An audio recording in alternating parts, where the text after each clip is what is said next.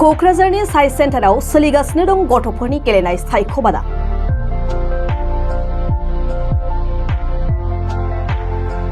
सानथामनि हाबाफारिजों football, athletics आरो बक्सिं गेलेमुनि थाखाय सेलेक्शन ट्रेल सायख'बादा खुंनाय जादों।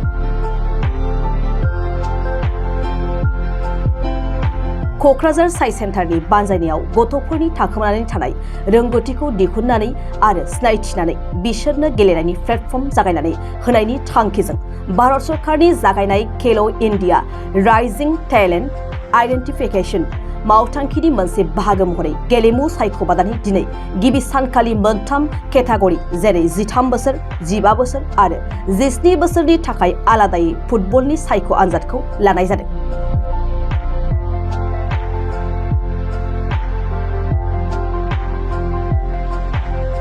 दिनैनि फुटबल गेलेमु सायख'बादायाव गोबां गथ'फोरा फैनानै बाहागो लाफैनायखौ नुनो मोन्दों।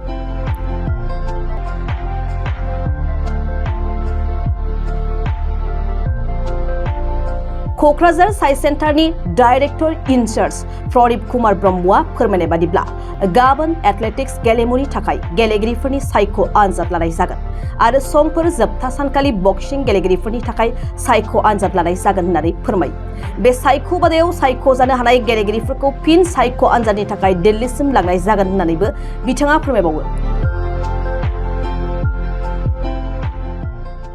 दिनै बे जोंनि क'क्राझार साइन्स सेन्टाराव सानथामनि हाबाफारि लानानै केटि खेल' इन्डिया राइजिं टेलेन्ट आइडेन्टिफिकेशननि थाखाय सेलेक्शन खालामनाय जादों।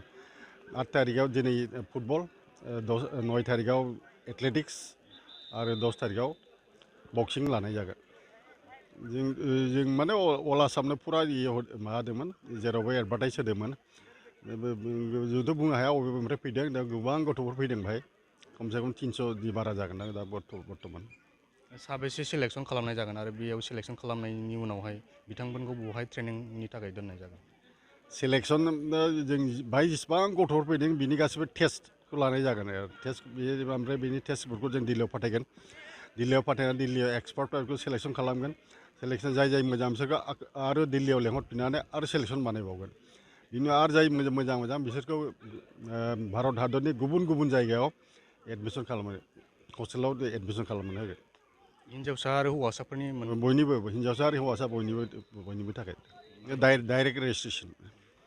जाय दिनै रेजिस्ट्रेसन माबा बानायबाय बिसोर आरो गुबुन डिसिप्लिनाव रेजिस्ट्रेसन खालामनो हानाय नंला।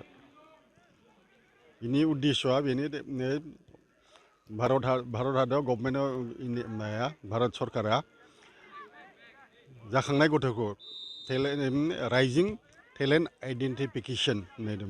बेखौ जाखांनाय गथ'फोरखौ अल अभार इन्डिया जाखांनाय गथ'फोरखौ सेलेक्ट बानायनो थाखाय बेखौ बानायनाय जादों आरो।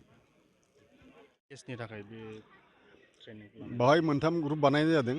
13 बोसोर, 13 बोसोर, 15 बोसोर आरो 17 बोसोरनि मोनथाम ग्रुप बानायनाय जादों।